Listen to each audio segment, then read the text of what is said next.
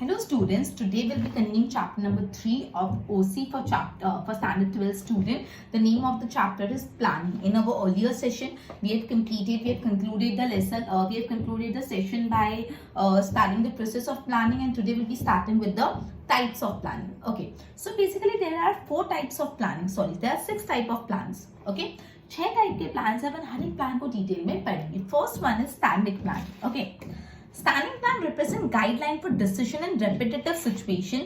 Hence standing plans can be used repetitively. Standing plan एक ऐसा plan होता है जो बहुत रिपीटेटिवली यूज होता है, बार बार यूज होता है, बिकॉज वो प्लान ऐसा होता है जो रेगुलर सिचुएशन का होता है कि कभी ऐसा हो जाए तो ये करने का, और वो चीज रेगुलर में होती है.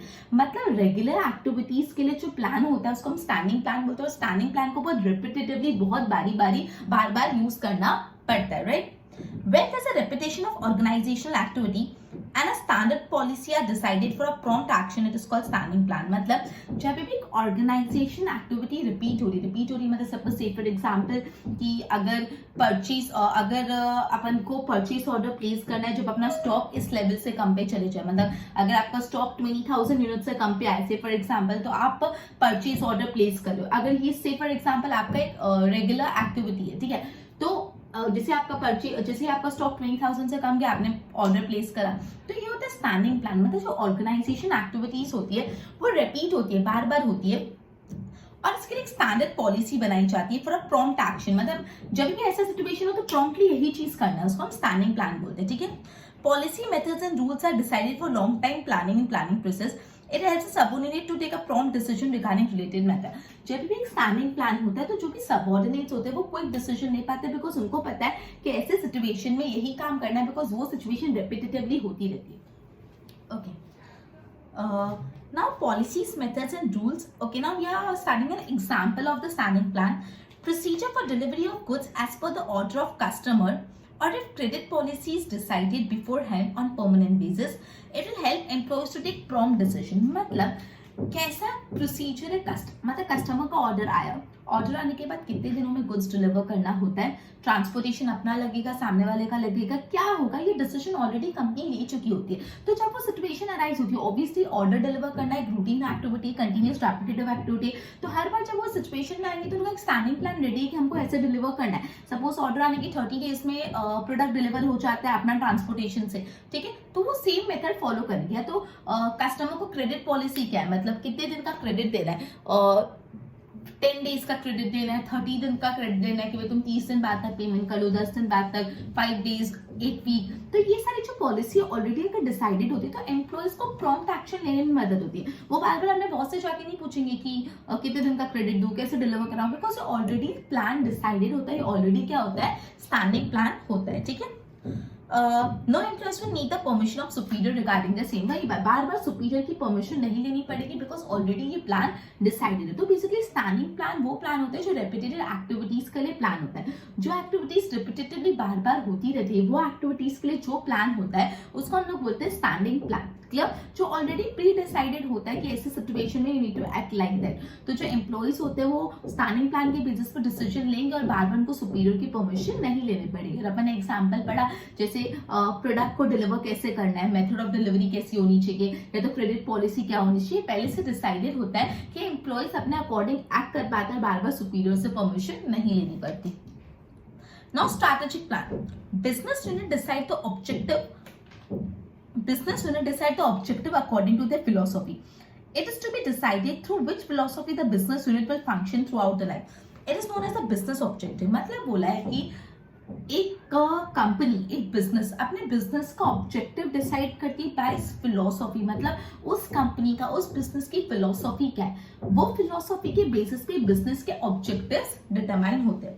For the accomplishment of objective, long term and short term strategies are decided. मतलब पहले फिलोसॉफी के बेसिस पे ऑब्जेक्टिव डिसाइड किया, ऑब्जेक्टिव अचीव करने के लिए लॉन्ग टर्म और शॉर्ट टर्म स्ट्रैटेजीज बनानी पड़ती है. ठीक है. A business unit decide its plan after consideration of its strength and drawback.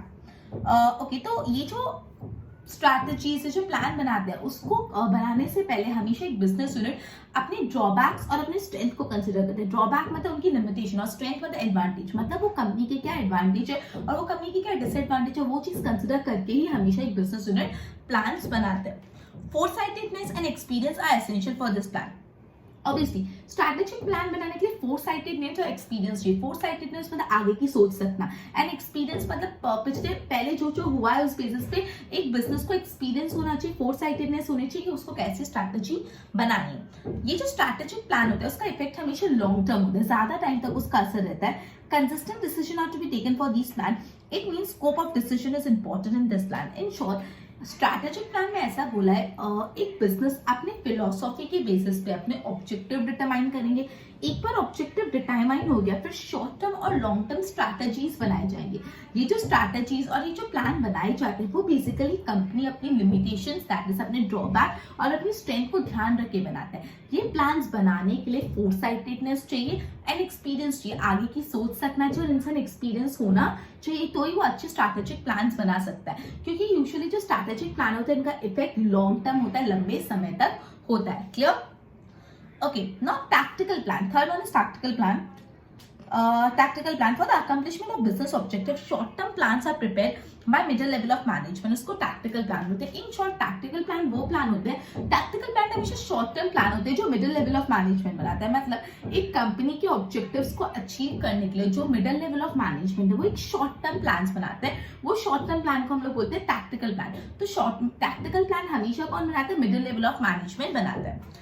These plans are usually spent 1 year or less. ये tactical plan एक साल से कम के plannings होते हैं. These plan clarify short term objective. Hence business activity remain goal oriented and take a systematic manner. Okay, तो basically tactical plans वो short term होते हैं, usually एक साल से भी कम टाइम ड्यूरेशन के रिलेटेड प्लान होते हैं. शॉर्ट टर्म ऑब्जेक्टिव्स को अचीव करने की जो प्लान होते हैं वो. Okay, it is concerned with departmental head and employees must do specialized knowledge and skill are necessary for formulation of this plan. Obviously her department अपना एक टैक्टिकल प्लान बनाएगा. एक परचेज डिपार्टमेंट है तो वो अपना डिपार्टमेंट उसका जो डिपार्टमेंटल हेड होगा उसके जो एम्प्लॉइज है अकॉर्डिंगली वो प्लान आउट करेंगे कि परचेजेस कैसे करना है. सेल्स वाला अपना एक टैक्टिकल प्लान बनाएगा. Basically tactical plan middle level of management बनाते हैं. मिडिल लेवल ऑफ मैनेजमेंट में यूजुअली डिपार्टमेंटल हेड्स आते हैं. तो यूजुअली डिपार्टमेंटल हेड्स अपने डिपार्टमेंट के लिए शॉर्ट टर्म प्लान बनाते हैं जिसको टैक्टिकल प्लान बोलते हैं. टैक्टिकल प्लान एक साल या उससे कम के लिए होते हैं जिससे शॉर्ट टर्म ऑब्जेक्टिव अचीव हो पाए. ऑब्वियसली टैक्टिकल प्लान बनाने के लिए आपको स्पेशलाइज नॉलेज और स्किल चाहिए. Now fourth is operational plan. Operational plan are the specific result expected plan. Just a minute. Operational plan are the specific result expected plan from the department, work group and individual.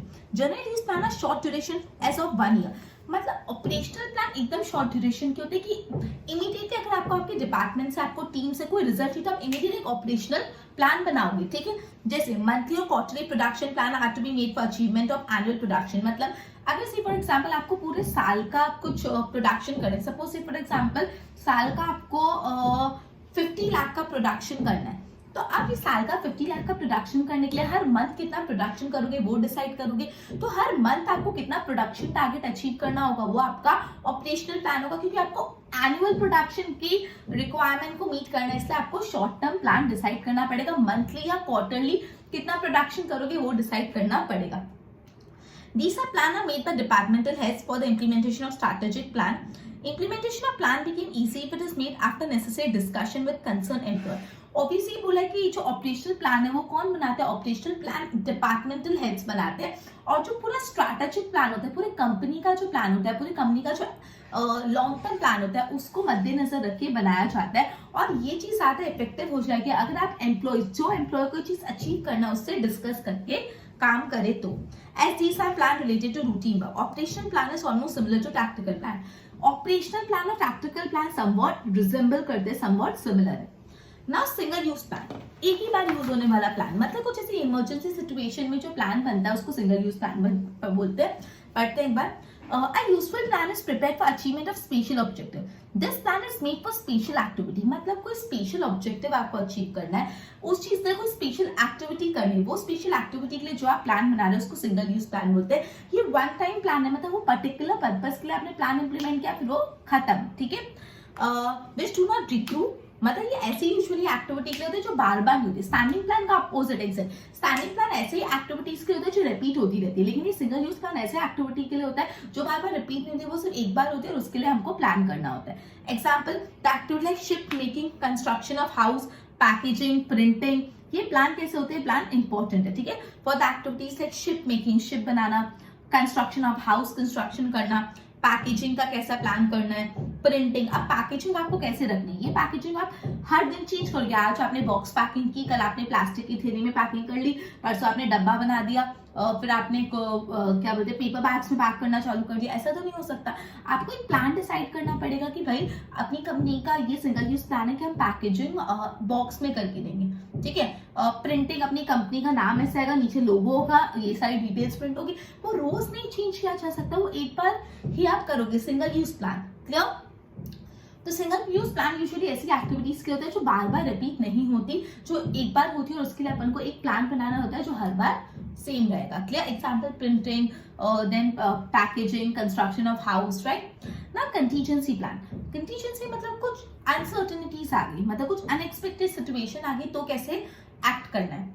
Business unit has to coordinate with the changing situation. नहीं बोला कि situation बदलती रहती है और ये बदलती situation के साथ ही हमेशा बिजनेस को चलना होता है। Business environment is also keep on changing due to the political, economic, social and natural factor. मतलब बोले पॉलिटिकल फैक्टर की वजह से, नेचुरल फैक्टर की वजह से, सोशल फैक्टर की वजह से, इकोनॉमिक फैक्टर्स की वजह से पॉलिटिकल जो बिजनेस एनवायरनमेंट है वो बदलता रहता है, ठीक है। Keep on changing. Due to this reason changes are to be made in original plan, a new plan is to be made. तो आपको जब अपने ओरिजिनल आपने जो प्लान डिसाइड किया उसमें कुछ बदलाव लाना है तो आपको पहले न्यू प्लान बनाना पड़ेगा कि ओरिजिनल प्लान में ये चेंजेस करना है। तो चेंजेस करके आप क्या करना है, तो उसके लिए आपके पास एक न्यू प्लान रेडी होना चाहिए, और ये प्लान को बोलते हैं कंटीजेंसी प्लान। तो कंटीजेंसी प्लान में ऐसे बोला है कि बेसिकली बिजनेस को हमेशा चेंजेस के साथ कोऑर्डिनेट करके चलना पड़ता है। बिजनेस एनवायरनमेंट में बहुत सारा चेंजेस आते हैं because of political reason, economic reason, social reason, ये सारे रीजंस की वजह से बिजनेस में बहुत ज्यादा चेंजेस आते हैं, ठीक है। तो जब भी आपको अपने ये चेंजेस के कारण आपको अपने ओरिजिनल प्लान में कुछ चेंज करना है तो आपके पास पहले एक न्यू प्लान रेडी होना चाहिए। तो ये जो न्यू प्लान है उसको हम लोग बोलते हैं कंटीजेंसी प्लान। तो 6 टाइप के प्लान है। सबसे पहला था standing plan. Standing plan usually वैसे एक्टिविटीज के लिए होता है जो रिकरिंग एक्टिविटी होती है, जो बार बार होती रहती है। ये जो स्टैंडिंग प्लान प्री डिसाइडेड बनाया जा सकता है कि एम्प्लॉइज प्रॉम्प्ट डिसीजन ले पाए, बार बार उनको अपने सुपीरियर से पूछना नहीं पड़े। इसका एग्जांपल आपको टेक्स्ट बुक में दिया कि आपको अपने प्रोडक्ट की डिलीवरी कैसे करना है, वो आपका पहले से डिसाइड होगा। आप हर डिलीवरी करने के टाइम अपने बॉस से नहीं पूछने जाओगे, या कितनी क्रेडिट पॉलिसी कैसे देनी है पहले से डिसाइडेड होगा, बार बार अपने बॉस से नहीं पूछने जाओगे। फिर स्ट्रैटेजिक प्लान में, strategic plan usually long term plan होता है। इसमें बोला है एक कंपनी अपना ऑब्जेक्टिव डिटरमाइन करता है बेस्ड ऑन उस कंपनी की फिलोसॉफी क्या है। ये ऑब्जेक्टिव डिटरमाइन करने के लिए लॉन्ग टर्म और शॉर्ट टर्म स्ट्रैटेजीज बनानी पड़ती है। ये लॉन्ग टर्म और शॉर्ट टर्म स्ट्रैटेजीज या प्लान बनाने के लिए बेसिकली एक कंपनी अपनी स्ट्रेंथ और अपनी वीकनेस दोनों को ध्यान रखता है। स्ट्रैटेजिक बनाने के लिए फोरसाइटेडनेस और एक्सपीरियंस चाहिए, आगे की सोच वाला इंसान चाहिए, एक्सपीरियंस्ड इंसान चाहिए, बिकॉज इसका जो असर होता है वो लंबा होता है, शॉर्ट टर्म नहीं होता। फिर टैक्टिकल एंड ऑपरेशनल प्लान ये दोनों क्वाइट सिमिलर है। टैक्टिकल प्लान में भी ये बोला middle level of management usually जो शॉर्ट टर्म प्लान्स बनाते हैं उनको टैक्टिकल प्लान बोलते हैं। ऑपरेशनल प्लान में ये बोला है कि जो रूटीन एक्टिविटी, जैसे से फॉर एग्जाम्पल आपको एनुअल प्रोडक्शन अकम्प्लिश करना है तो एनुअल प्रोडक्शन कंप्लीट करने के लिए आपको मंथली प्रोडक्शन टारगेट्स या क्वार्टरली प्रोडक्शन टारगेट डिसाइड करने होंगे। ये ऑपरेशनल प्लान होता है। खुद ही बोला कि operational plan tactical plan quite similar है। फिर अपना आया सिंगल यूज प्लान जो स्टैंडिंग प्लान से एकदम उल्टा है। सिंगल यूज प्लान एक ही बार बनाया जाता है, through out the time use होता है अंटिल अनलेस कुछ बहुत एक्सट्रीम सिचुएशंस आ जाए। जैसे से फॉर एग्जांपल पैकेजिंग कैसे करनी है, प्रिंटिंग कैसे करना है, ये सारी जो चीजें वो फर्स्ट टाइम डिसाइड होता है, फिर मोस्ट ऑफ द टाइम वो कंटिन्यू होते हैं। थोड़े बहुत चेंजेस ला सकते हैं बट यूजुअली जो सिंगल यूज प्लान होता है उसमें चेंजेस नहीं आते, वो एक ही बार बनाया जाता है, वो रूटीन नहीं होता, वो नॉन रिकरिंग एक्टिविटी के लिए होता है। फिर आता है कंटीजेंसी प्लान। बोला है कि बिजनेस को हमेशा चेंजेस के साथ कोऑर्डिनेट करके चलना होता है। बिजनेस एनवायरनमेंट में बहुत चेंजेस आते हैं because of political, social, economic factors के कारण। अब ये चेंजेस के कारण अगर आपको अपने ओरिजिनल प्लान में कुछ चेंज करना है तो आपके पास एक न्यू प्लान रेडी होना चाहिए। ये जो न्यू प्लान है इसको हम लोग बोलते हैं कंटीजेंसी प्लान। तो ये सारे थे टाइप्स ऑफ प्लान। अब अपना नेक्स्ट टॉपिक है कंपोनेंट्स ऑफ द प्लानिंग या तो एलिमेंट्स ऑफ प्लानिंग। दोनों तरीके से पूछ सकते हैं, what are elements of planning, और ऐसा भी पूछ सकते हैं what are components of the planning. दोनों तरीके से पूछ सकते हैं। Planning is an intellectual process. Planning कैसे अपना दिमाग का प्रोसेस है। हम लोग कब से ये पढ़े, प्लानिंग एक इंटेलेक्चुअल प्रोसेस है। Planning based on subsidiary plans and program which are known as elements of the planning. To prepare an example दिया element का, to prepare a budget for a business unit, first of all department budgets are prepared. After having the discussion regarding it, the final budget is prepared. Say for example आपको अपने business का budget determine करना है तो पहले आप क्या बोलोगे, हर डिपार्टमेंटल बजट बनाने को बोलोगे। परचेज डिपार्टमेंट को बोलेंगे तुम्हारा बजट बनाओ, सेल्स को बोलेंगे, HR डिपार्टमेंट को, फिनेंस डिपार्टमेंट को, जितने भी डिपार्टमेंट है बोलेंगे आप अपना बजट प्रिपेयर करो, फिर वो सारे बजट को एनालाइज करके एक फाइनल बजट बनाया जाएगा। तो सबसे पहला एलिमेंट है ऑब्जेक्टिव। प्लानिंग का सबसे पहला जो एलिमेंट है वो ऑब्जेक्टिव है।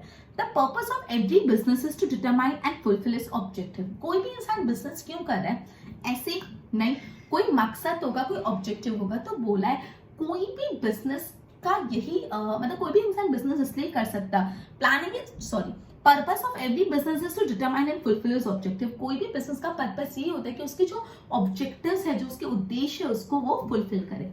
While determining objective, all the factors affecting business should be considered. जब आप अपने बिजनेस का ऑब्जेक्टिव डिटरमाइन कर रहे हो, उस टाइम पे आपको सारे फैक्टर्स कंसिडर करने जो आपके बिजनेस को असर कर सकते हैं। ऑब्जेक्टिव्स प्रेगमेटिक होने चाहिए, मैंने आपको पहले बताया। प्रेगमेटिक मतलब अचीवेबल। आप एकदम हाई फाई ऑब्जेक्टिव डिटरमाइन करो जो पॉसिबल नहीं है, या एकदम लो अचीव करो जो बहुत कम है, तो वो भी नहीं चलेगा। ऑब्जेक्टिव्स अचीवेबल होने चाहिए। It should not be over ambitious. आपके ऑब्जेक्टिव्स ओवर एम्बिशियस नहीं होने चाहिए। आपने बिजनेस स्टार्ट किया, लाइक मेरे को तो फर्स्ट ईयर में एकदम टाटा की पोजीशन पे पहुंचना, दैट्स व्हाई नॉट पॉसिबल ना। तो जो आपका ऑब्जेक्टिव वो प्रैग्मेटिक होनी चाहिए, ओवर एम्बिशियस मत रख लो कि आपका वो अचीव नहीं हो पाए तो आप सेटबैक आ जाए, ठीक है। तो सबसे पहले ऑब्जेक्टिव में आपको यही बोला है कि कोई भी बिजनेस का पर्पस होता है अपने ऑब्जेक्टिव फुलफिल करना। ये ऑब्जेक्टिव डिटरमाइन करने के लिए बिजनेस को सारे फैक्टर्स को ध्यान रखना पड़ता है। ऑब्जेक्टिव प्रैग्मेटिक होनी चाहिए, दैट इज ऑब्जेक्टिव अचीवेबल होनी चाहिए। आप ओवर एम्बिशियस ऑब्जेक्टिव मत रखो। फिर आ जाता है strategy. Continuous use for the accomplishment of predetermined objective or planning is known as strategy। तो बोला जो मेथड्स यूज होते हैं for achievement of predetermined objective. आपने अपना ऑब्जेक्टिव डिटरमाइन कर लिया, अब वो ऑब्जेक्टिव डिटरमाइन करने के लिए आप जो मेथड यूज कर रहे हो उसको बोलते हैं स्ट्रैटेजी। आपका जो प्री डिसाइडेड ऑब्जेक्टिव है उसको अचीव करने के लिए जो आप मेथड यूज करते हो उसको बोलते हैं strategy. It makes a business unit capable enough to face the competition or to survive against the other factor। अगर आपके पास एक स्ट्रैटेजी होगी तो आप कंपटीशन को भी फेस कर पाओगे, और जो दूसरे फैक्टर्स है आपको इफेक्ट कर रहे हैं उसमें भी आप सर्वाइव कर पाओगे। अगर आपके पास एक अच्छी स्ट्रैटेजी होगी तो एक बिजनेस यूनिट कंपटीशन को भी झेल पाएगा और जो भी दूसरे फैक्टर्स है उसको भी फेस कर पाएगा। Strategy is used in the field like army, sport. Obviously strategy सिर्फ बिजनेस में यूज होता है, स्ट्रैटेजी हर जगह यूज होता है। जैसे आर्मी हो गया, स्पोर्ट्स हो गया, हर जगह स्ट्रैटेजी यूज होता है। Strategy should be kept confidential from the competitor. Obviously आपके बिजनेस की स्ट्रैटेजी आप सबको नहीं बता सकते, आपको अपने बिजनेस की स्ट्रैटेजी छुपा के रखनी पड़ेगी, कॉन्फिडेंशियल रखनी पड़ेगी फ्रॉम योर कॉम्पिटिटर्स। स्पेशली जो आपके कॉम्पिटिटर है, जो सेम बिजनेस में, आप अपने कॉम्पिटिटर्स को नहीं बता सकते कि मेरी बिजनेस की ये स्ट्रैटेजी है, right. And ideal strategy give guarantee of success of business. अगर आपकी स्ट्रैटेजी अच्छी होगी तो बिजनेस में सक्सेसफुल होने के बहुत हाई चांसेस है, ठीक है। तो अपना फर्स्ट ऑब्जेक्टिव, सेकंड था स्ट्रैटेजी। तो बोला आपने जो भी प्रीडिटरमाइन ऑब्जेक्टिव डिसाइड कर लिए उसको अचीव करने के लिए जो मेथड्स होते हैं उसको स्ट्रैटेजी बोलते हैं। ओके, अगर आपने एक अच्छी स्ट्रैटेजी बनाई तो आप कंपटीशन में भी सर्वाइव कर पाओगे, दूसरे फैक्टर्स में भी सर्वाइव कर पाओगे। याद रख, और ये जो स्ट्रैटेजी है सिर्फ बिजनेस में बनती नहीं, आर्मी, स्पोर्ट्स, हर जगह बनती है, क्या। और स्ट्रैटेजी को, आपकी जो बिजनेस स्ट्रैटेजी आपको अपने कॉम्पिटिटर से छुपा के रखनी पड़ेगी, आपको अपने कॉम्पिटिटर से कॉन्फिडेंशियल रखनी पड़ेगी स्ट्रैटेजी, ठीक है। एक आइडियल स्ट्रैटेजी से गारंटी होता है कि आप सक्सेस अचीव करोगे। Now policy, okay. Decisions and strategy are decided by management for accomplishment of objective are known as policy। तो अब बोला जो भी डिसीजंस, जो भी स्ट्रैटेजी जो मैनेजमेंट डिसाइड करता है उसको पॉलिसी बोलते हैं। पहले बोला ऑब्जेक्टिव डिसाइड करो, फिर बोला ऑब्जेक्टिव अचीव करने के लिए जो मेथड है वो पॉलिसी, उसके बाद बोला है कि वो स्ट्रैटेजी, फिर बोला जो भी स्ट्रैटेजी और जो भी डिसीजन मैनेजमेंट ले रहा है उसको बोलते हैं पॉलिसी। जो भी डिसीजन और जो भी स्ट्रैटेजीज मैनेजमेंट ले रहा है बिजनेस के ऑब्जेक्टिव को अचीव करने के लिए उसको बोलते हैं policy. Policy create distinct image of business unit. हम हमेशा से बोलते हैं कि हमारे कंपनी की ये पॉलिसी है कि हम एम्प्लॉयज को लेट आना अलाउ नहीं करते, या हमारे कंपनी की पॉलिसी है कि हम इससे ज्यादा क्रेडिट नहीं देते, ठीक है। तो हर कंपनी की अलग अलग कुछ पॉलिसीज होती है जो वो लोग फॉलो करते हैं। तो एक कंपनी की पॉलिसी से उसकी मार्केट में अलग इमेज बनती है, इसलिए हमेशा आपको अपनी पॉलिसी रखनी पड़ेगी। It gives an idea of efficiency and working style of business unit।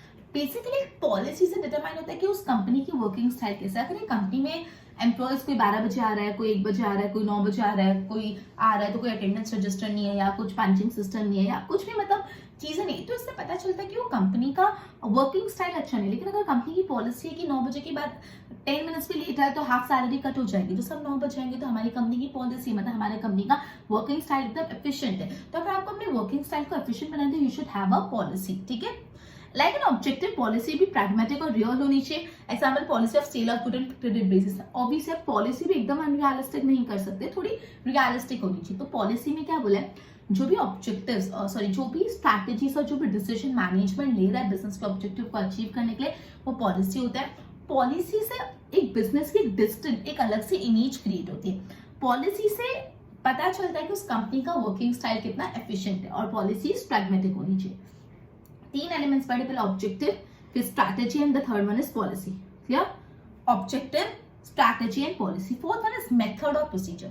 Method is an arrangement for carrying out business programme. Business की जो भी प्रोग्राम है उसको करने के लिए जो अरेंजमेंट होता है उसको मेथड बोलते हैं। Strategy depicts the arrangement of facing competition. Policy gives an information to fulfil the objectives, while method refer to the best way of accomplishment of predetermined objective।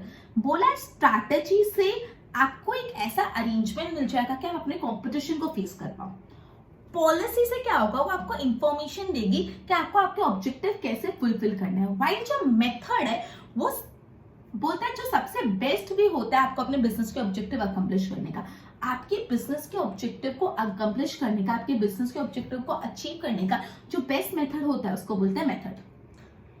Example, a business may try to fulfill the objective of annual sale on the basis of figure available of quarterly sale. It helps to raise the chances of success. In short, method refers to best way of performing a task. Method मतलब कोई भी काम को करने का सबसे अच्छा तरीका। Clear? फिर है rules. Rules are necessary to accomplish the function of planning. Rules decide the procedure and give clear understanding. Rules से clear understanding आती है। It ensures discipline among the employees. Obviously अगर रूल्स होगा तो एम्प्लॉयज एक discipline में काम करेंगे। किसी भी कंपनी में रूल्स और रेगुलेशन नहीं होते तो वहां पे एम्प्लॉयज बिल्कुल अच्छे से काम नहीं करते, ठीक है। Rules make accomplishment of objective and supervision easy. Example, use of mobile phone during working hours prohibited. या वर्किंग आवर्स के टाइम मोबाइल फोन अलाउड नहीं है, तो स्मोकिंग प्रोहिबिटेड है। ये सारे रूल्स होते हैं जिससे एक डिसिप्लिन मेंटेन होता है। रूल हमेशा डिसिप्लिन के लिए होता है। क्या अपने स्कूल में भी रूल्स होते हैं कि भाई स्कूल में यूनिफॉर्म पहन के आना है, ठीक है, डिसिप्लिन मेंटेन हो। स्कूल में बेसिकली टाइम क्लास चालू होने से पहले क्लास में आ जाओ या लेट मत आओ, ये सब रूल्स है। क्यों रूल्स डिटरमाइंड होते हैं? जिससे डिसिप्लिन है ना। Budget is used as a tool of control of accomplishment of business objective. Budget मतलब कंट्रोल। बजट क्या होता है? बिजनेस ऑब्जेक्टिव को कंट्रोल करता है। Different type of budgets are prepared. अब बजट अलग अलग टाइप के होते हैं। Capital expenditure budget, sales budget हो जाता है, प्रोडक्शन बजट होता है, कॉस्ट बजट, कैश बजट, बहुत सारे बजट बनाए जाते हैं। जब बजट बनाते हैं अपनी बिजनेस एक्टिविटी करते तो आपको ध्यान रखना कि आपकी एक्टिविटी बजट के अंदर तो हो रही है। आप कोई भी काम करोगे तो पहले बजट डिसाइड करते। सपोज आपको पार्टी ऑर्गेनाइज करनी तो आप एक बजट डिटरमाइन करोगे कितने में आपकी पार्टी हो जानी चाहिए। बजट बहुत नेसेसरी है कंट्रोलिंग के लिए, ठीक है। बजट की control over the business activity and make the management efficient. Obviously budget से मैनेजमेंट ज्यादा अच्छा होता है ना। Programme is a sequence of activity to be undertaken by business. Programme मतलब एक एक्टिविटी नहीं, सीक्वेंस ऑफ एक्टिविटी। ये एक्टिविटी इसके बाद ये, इसके बाद ये, इसके बाद ये, सीक्वेंस ऑफ एक्टिविटी जो एक बिजनेस यूनिट करता है उसको बोलते हैं programme. If the work is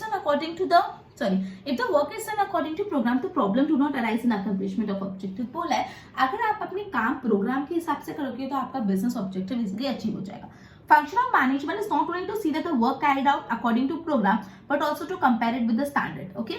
Along with this, to take corrective action। बोला कि जो बिजनेस है उसका मैनेजमेंट का फंक्शन सिर्फ ये नहीं है कि वर्क प्रोग्राम के हिसाब से हो रहेगी, आप उसको स्टैंडर्ड से भी कंपेयर करो कि आपने ऐसा सोचा था, ऐसा काम हो रहा है, और अगर डेविएशन है तो उसके लिए आपको क्या लेने पड़ेंगे? करेक्टिव एक्शंस लेने पड़ेंगे। तो ये अपने 7 एलिमेंट्स थे ऑफ प्लानिंग जो बहुत ही इंपॉर्टेंट है। पहला एलिमेंट तो ऑब्जेक्टिव डिटरमाइन करो, दूसरा एलिमेंट है स्ट्रैटेजी, तीसरा policy. Objective, strategy, policy, methods and procedure, rules, budget, programme. थोड़ा सिमिलर रिजेंबल करेगा, इसे 3-4 बार अच्छे से सुनना, अच्छे से पढ़ना तो क्लियर होगा। क्लियर? तो ये था अपना पूरा चैप्टर प्लानिंग जो कंप्लीट हो गया। चैप्टर बहुत ही ज्यादा इंपॉर्टेंट है, इसमें से 5 मार्क के क्वेश्चंस आने के बहुत चांसेस है। स्पेसिफिकली जो प्रोसेस ऑफ प्लानिंग है वो इजी भी और इंपॉर्टेंट भी, तो उस पर बहुत ज्यादा अटेंशन देना। ओके, नेक्स्ट लेक्चर में हम नेक्स्ट चैप्टर स्टार्ट करते हैं। Till then good bye.